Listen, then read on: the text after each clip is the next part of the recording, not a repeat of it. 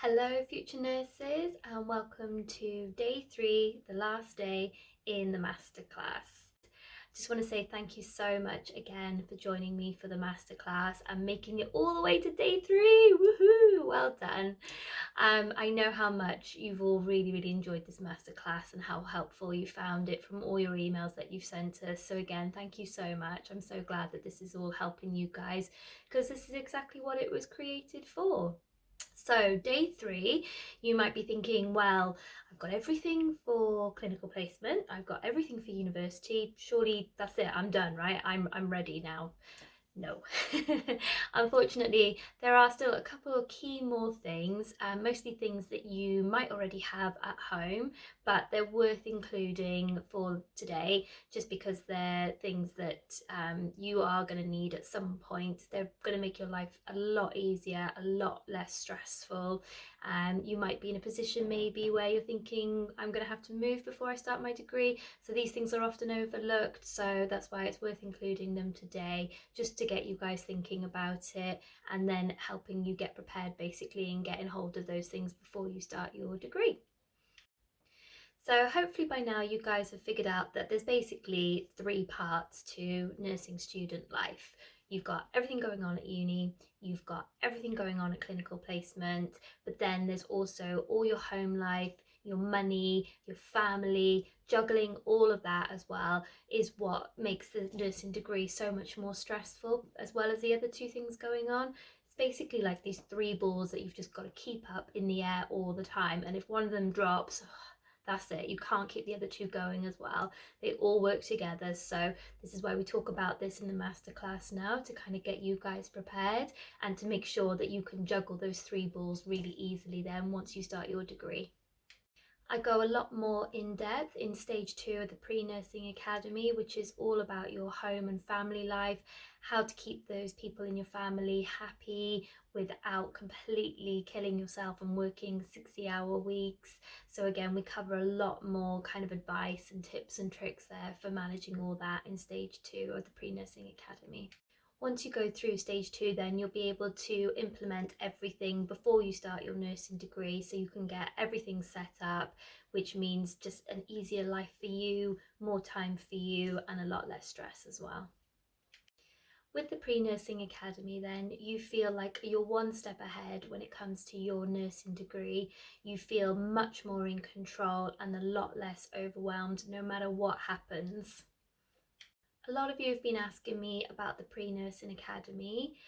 It only runs twice a year, and because I've had so many emails from you asking about joining, I've decided to open up a couple of spots now. So keep an eye on your emails over the next week and I'll send you some more information about how you can join and hopefully get one of those spots before they all get snapped up. Now I want to tell you about everything else that you're going to need for your nursing degree at home. First thing being a really good nursing bag. I mean, it doesn't have to be a specifically nursing bag. I don't think there's anything out there at the moment labelled as bags for nurses, but just a really good bag that you can fit everything in, whether it's a backpack or a handbag. It just needs to be something really sturdy that you can wipe down, because it's probably going to get messy at some point, and you, like I say, big enough so that you can fit everything in. My absolute favourite bag, I'll show you guys because it is just so amazing, is this one here. I think it's called Crosser, I don't know how you say that, but basically I bought this one off Amazon and it is just incredible. So I'll show you guys quickly everything that it does. So it looks like a handbag, but it's actually also a backpack, and it's got this really handy little strap here as well that you can put on top of a suitcase, so it can be like a carry-on for luggage as well. So it's really versatile. You've got some really big pockets on the side here, so I'll just show you. So you can fit in your massive water bottle that you're going to need for placement. Actually, it does fit in there. It does fit. Doesn't want to fit now, but it does fit. There you guys go. So I can show you, so you can fit that on there. You know, you've got a handy little pocket on the front to grab your phone and your purse really quickly. And then inside is this lovely blue colour, and you guys can see just how much room you've got in here. So I can fit like everything in here. I can fit my tablets, just goes in a little pocket there. I can fit in all my files, I can fit in my portfolio folder, I can fit in another huge file. You will get fit doing this degree, by the way. Just from lugging everything around back and forth placement and university, so that that one fits in there as well. And like I say, all your pens, your notebooks, everything in there. And another thing that I do really love about this bag as well, and it would just all zip up the front there, is that you've got a, I don't know if you guys can see there, a charging port. So to charge your phone and everything else, it's just got a, I can't plug my phone in. It's got, yeah, like a charging port there then, so you can just quickly and easily charge your phone up. You've got the little power banks that you can get, so any power banks that you've got at home, it just connects to that inside the bag then, and then it just makes it easier because you can just hook your phone up or whatever, or your tablet and things like that. You can hook that up to charge then, and you can leave it on the outside the bag so you don't forget about it inside as well. So I do really love this bag, and like I say, the colour that's inside as well, I just really love that blue in there. And you've got all your little extra pockets and things in there, like I said. And the power bank, I'll just show you guys. So it just connects.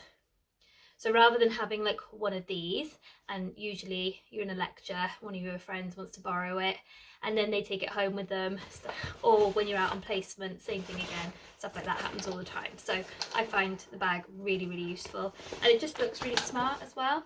It's like a smart handbag, and it comes in different colours and patterns, but again, I just wanted to show you guys because I just really love this bag. It's just really helpful, I think, where it can fit everything in. It's really big.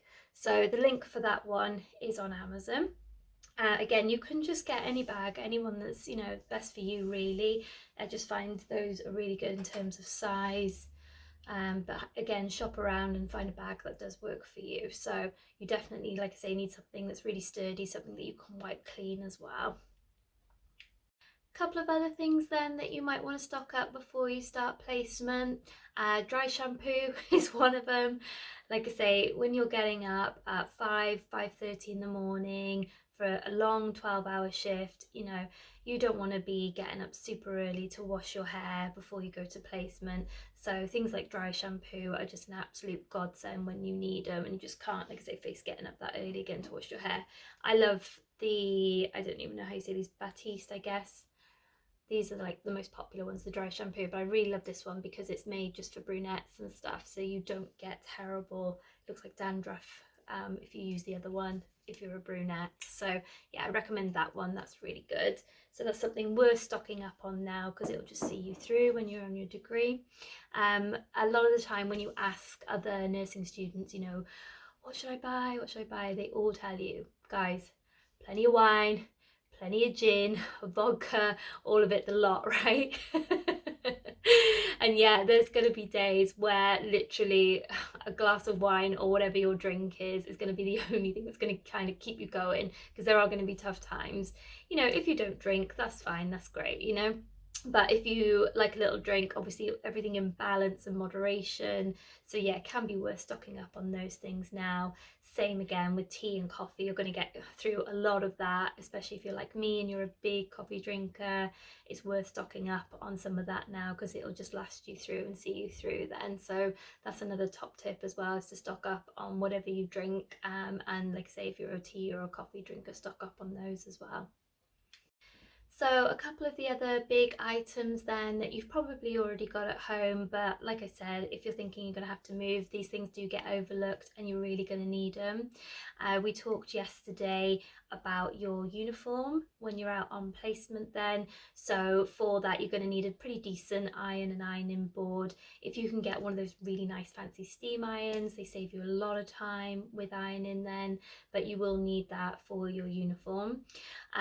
Again, washing machine, tumble dryer, you know, go into a laundrette, just not going to work for you guys. You're going to need access to your own washing machine or your own tumble dryer, or if you're living in like a halls of residence, as long as you can access them, 24 hours, that's fine. Because unfortunately, the way it works sometimes with clinical placements and your shifts, you might not be getting home until 10 o'clock at night, and then you've got to be up and out for placement the next day, and you've got no clean uniform. So you're going to need to be able to access those pretty easily whilst you're at university.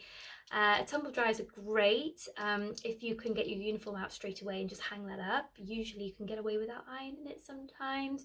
If you don't have a tumble dryer, don't worry, it's not the end of the world. You can manage and stuff. It's just, like I say, being really prepared and organised and thinking ahead, because there is nothing worse than kind of getting up in the morning and realising you've got no clean uniform. Like, what are you going to do?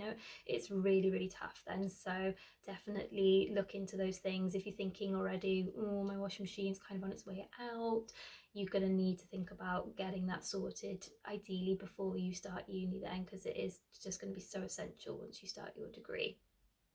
The other big thing you really need to start thinking about now is your transport, what you're going to use to get back and forth to university and also placement. Unfortunately, there have been a few horror stories where people are put on placement which is literally 2 hours away for them if they're having to use public transport. So it's something you really kind of like need to think about now. It might even influence your choices on where you decide to go for university.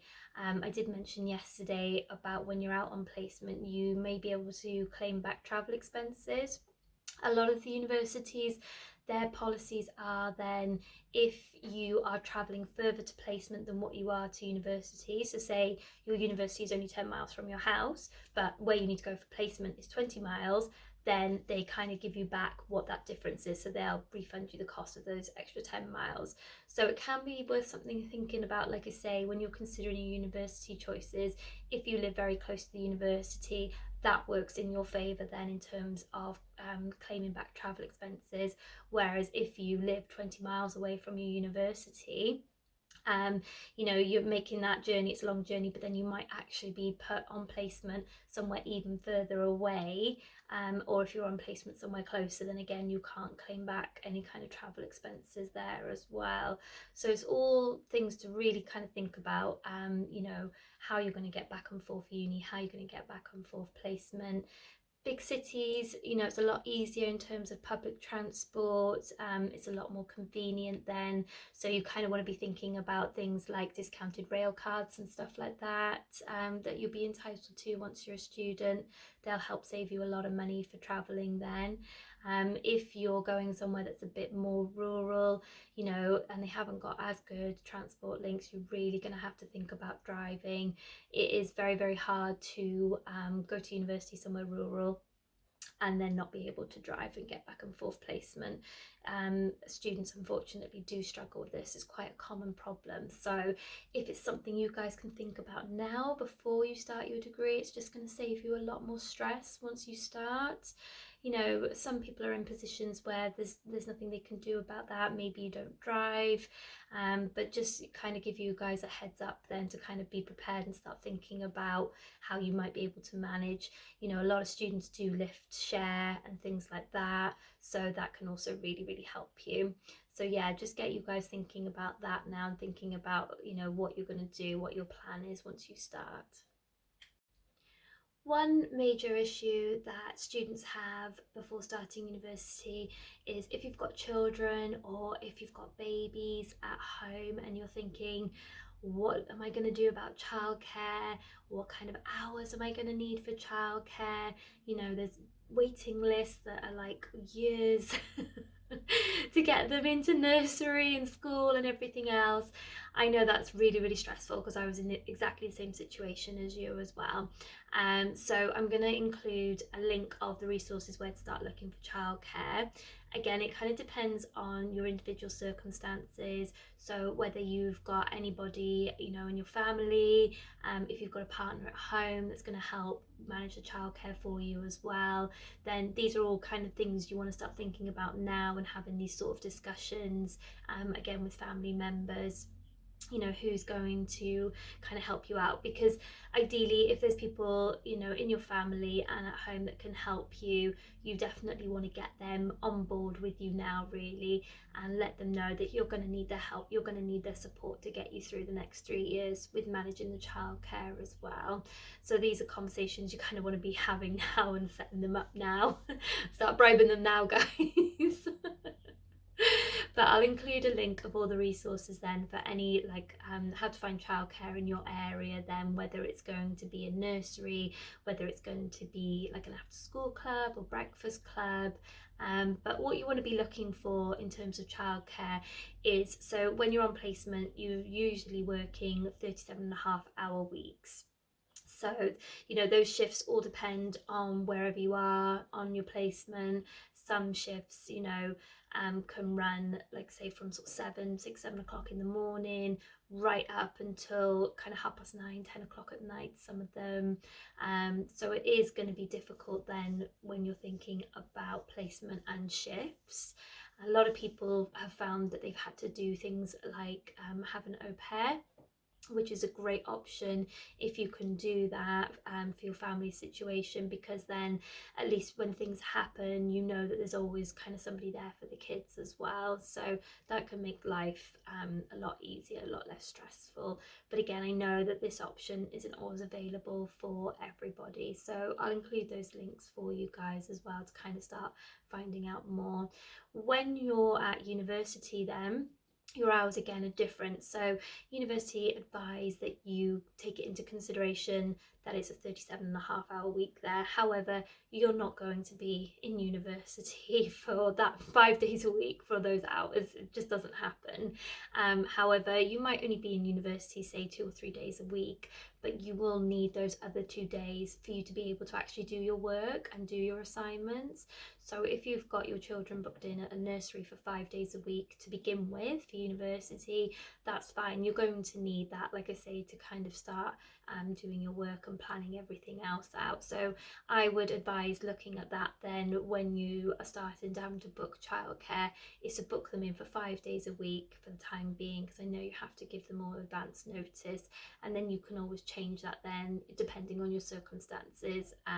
If you think you'll manage with them just going, you know, 3 days a week, 4 days a week, and things like that. So like I said, I include all the links then for the resources where to find childcare, but when you're planning it, that's how you kind of want to be looking at it as well.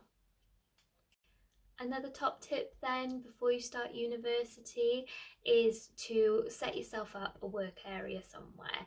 Now, it doesn't have to be a whole room, it can just be a corner somewhere in the quietest room that you might have in your house, but you're going to need somewhere where you can just sit down and do your work and not have to worry about clearing all your books off the dinner table or out of the kitchen, things like that really. If it's somewhere where you can just sit down, do your work, leave it there, and it's safe there and you can walk away from it and go back to it then whenever you're ready, it just makes life again a lot less stressful. It is a lot easier. Like I say, you don't need a whole room, you don't need an office, just a little corner somewhere with a table will be absolutely fine if that's all you've got the space for, you know. So yeah, set yourself up a little area now before you start your degree, so you don't have to worry about that once you start your course. Now, money wise, it is difficult because everybody's situation and circumstances are different, which affects then what you are able to claim and what you're actually entitled to. And again, with different universities in England, Wales, Ireland, and Scotland, they all have different funding available as well. So it's very difficult to kind of give you guys a very generic overview of funding, because it's all going to be so different for absolutely everybody once you start your nursing degree. One thing I can tell you about is that if you are entitled to something like the bursary, so in Wales you get a bursary. Now, the thing that we didn't know until we started our nursing degree was that actually the bursary we knew was going to be monthly payments, but that first payment that we get wasn't going to be until the end of October, and we started our degree on the 1st of September. So that was like a full 2 months basically of no money for people that hadn't applied for student loans, right? So that's something that I wanted to share with you guys, because it might be something you need to consider when you first start your degree, how you're going to manage if it turns out you're not going to get any money for 2 months, because it was a big shock for most of us. I don't know why universities don't tell you about this before you start. It can save you so much stress, you know. Luckily, for people like me in that situation, then we had our student finance payment that was given to us at the beginning of September when the course first started. So you definitely want to start applying for student finance straight away as soon as you know, or hopefully you've had your acceptance, then you can start applying for that. So definitely get all that in as soon as possible. Again, like I say, there's so many different funds out there, but it might be a case of that you don't get to access them straight away at the start of your course. So just keep that in mind for when you first start your degree. Ideally, if you've got a bit of money behind you before you start, that's absolutely great. You know, that can take off a lot of stress and the worry then, and if anything comes up, you've kind of got a bit of a cushion to fall back on. If you don't panic. A lot of the time people come to sort of trying to work out what their finances are going to be then once they start their degree. Again, like I said, it's very difficult because of different circumstances, but there is also additional help out there that you don't always know about until you start your degree. So most universities will have something called like a hardship fund.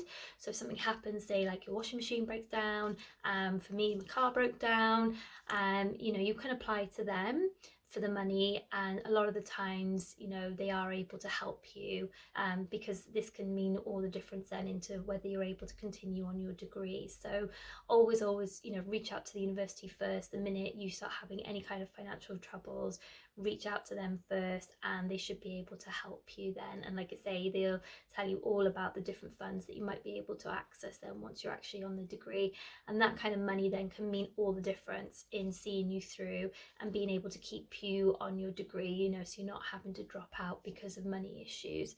So it's definitely something worth thinking about as well. Another thing you can start shopping around for now is a student bank account. I do recommend getting one, because a lot of the time bank accounts do have monthly fees for using them. Student accounts don't. Also, it is worth kind of looking around, seeing what deals are out there. A lot of them come with overdrafts, interest-free overdrafts. Now, I know you want to try and stay out of debt as much as possible, but with these accounts, if they are interest-free overdrafts, they can be really, really useful then if something happens whilst you're at uni and you need quick access to cash that you don't have. You can use the overdraft if it's there already in place for you then. That just, you know, saves you a lot of stress then, knowing that you've kind of got a little bit of a cushion there to fall back on if you need it. It's already set up and it's available for you. You don't have to use the overdraft if you don't need it just because it's there with your bank, you know. But like I say, if you set all this up in the beginning, or you know, when you first start your degree, it will save you a lot of time and a lot of worry and stress later on down the line if you needed it. So definitely shop around for some of the best student accounts out there. Some of them offer things like free rail cards, which is going to help you if you're using public transport a lot, and other deals and offers are available in terms of getting student discounts for things. So have a look around, see what kind of suits you and suits your circumstances, but definitely, you know, keep an eye out for the interest-free overdraft student accounts. I do go a lot more in depth about managing your money and your finances, including drawing up a budget for your family as well as for you in stage 3 of the Pre-Nursing Academy. So there is a lot more information and resources in there. As I said, I'm going to open up a couple of spots for you, so keep an eye out on your emails over the next couple of days. Then that will teach you, I'll show you, sorry, how you can sign up and get on the wait list for that. And that is the end of day 3, the last day of the masterclass. So I just want to thank you guys all so much for being here and for joining me for the full 3 days of the masterclass. I really hope that you are looking forward to starting your degree now. You feel a lot more prepared, you've got a better idea of what's coming up. But like I say, don't forget, you know, you're totally new to this. They're not going to expect you to know things. I don't want you to like stress out about like reading up about nursing theory and anatomy and physiology, because you're not expected to know anything. You know, university will teach you everything that you do need to know as well before you go out onto clinical placement. So just to kind of reassure you guys. But I know with the masterclass now, and again with the pre-nursing academy, it just takes it that one step further then to really set you up and make sure that you are as prepared as possible before you start your degree, so you can go into your degree feeling more calm, more confident, and just feeling like you've got a bit more knowledge behind you before you start as well. So thank you all so much, and look out for those emails in the next couple of days, and I shall see you guys soon.